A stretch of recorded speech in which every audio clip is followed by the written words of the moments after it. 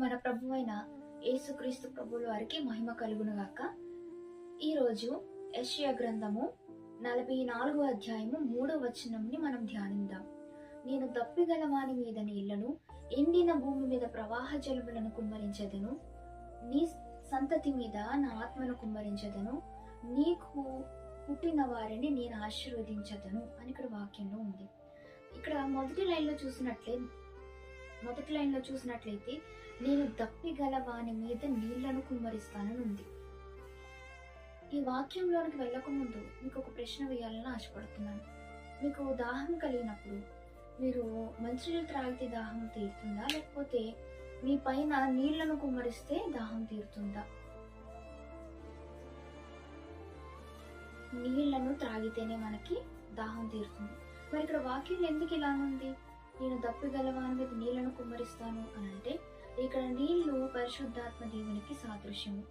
ఎవరైతే పరిశుద్ధాత్మ దేవుని యందు దప్పిక కలిగి ఉంటారో వారిని దేవుడు పరిశుద్ధాత్మ చేత నింపుతానని దేవుడు మాట్లాడుతున్నారు. దప్పిక అంటే ఆశ. మీకు దేవుని ఆత్మను పొందుకోవాలని ఆశ కలిగి ఉండి దేవుడిని అడిగితే ఖచ్చితంగా ఆయన మిమ్మల్ని ఆయన ఆత్మ చేత నింపుతారంట. లూకా సువార్త 11వ అధ్యాయము 13వ వచనంలో చూసినట్లయితే, పరలోకమందున్న మీ తండ్రి తన్ను అడుగు వారికి పరిశుద్ధాత్మను ఎంతో నిశ్చయముగా అనుగ్రహించుననేమో. అంటే ఇక్కడ ఎవరైతే తండ్రి అయిన దేవుణ్ణి, తండ్రి నన్ను మీ ఆత్మ చేత లేకపోతే పరిశుద్ధాత్మ చేత మమ్మల్ని నింపు అని ప్రార్థిస్తారో, నిశ్చయముగా అంటే ఖచ్చితంగా దేవుడంట ఆయన ఆత్మచేత మనల్ని నింపుతారు. మరి దేవుని యొక్క ఆత్మచేత మనం నింపబడటం వల్ల మన జీవితంలో ఏం జరుగుతుందని చూసినట్లయితే, 2వ లైన్లో చూసినట్లయితే యెషయా గ్రంథం 44వ అధ్యాయం 3వ వచనం 2వ లైన్లో చూసినట్లయితే, ఎండిన భూమి మీద ప్రవాహ జనులను కుమ్మరించదను. మీరు ఎండిన భూమిని మీరు చూసినట్లయితే, ఎండిన భూమి ఏ పంట పండించడానికి పనిచేయదు, అది దేనికి కూడా ఉపయోగకరము కాదు. అలాంటి ఎండిన భూమి మీదకి ప్రవాహ జలం వచ్చినప్పుడు, లేకపోతే వరద నీరు పారినప్పుడు ఆ భూమి ఏ విధంగా మారుతుందంటే సారవంతమైన భూమిగా మారుతుందంటే దానిపైన పంట పండించడానికి ఆ భూమి పనికొచ్చే విధంగా తయారవుతుంది.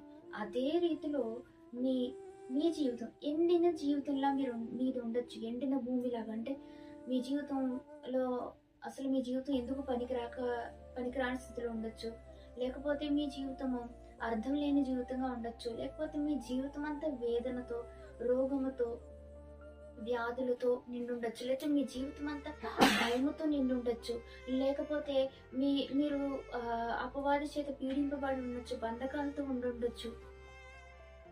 ఈ ఎండిన జీవితం పైనే, ఇలాంటి జీవితం పైన దేవుని ఆత్మ కుమ్మరింపబడినప్పుడు ఏం జరుగుతుందంటే మీ జీవితము అర్థవంతమైన జీవితంగా మారుతుంది. మీ జీవితము ఆశీర్వాదకరంగా మారుతుంది. మీ జీవితం ధన్యకరంగా మారుతుంది. మీ జీవితంలో శాంతి సమాధానం చేత నింపబడుతుంది. మీ జీవితము ఆరోగ్యము చేత నింపబడుతుంది. మీ జీవితము అపవాదిక బంధకం నుంచి విడిపింపబడుతుంది.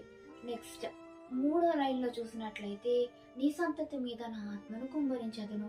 నీవు దేవుని ఆత్మను పొందుకున్న వ్యక్తిగా ఉంటే మీ సంతతి మీద, నీ సంతతి అంటే నీ పిల్లల తర్వాత వాళ్ళ పిల్లలు, అలా తరతరాలు అంట దేవుడు అంట వారిని ఆయన ఆత్మ చేత నింపుతారు.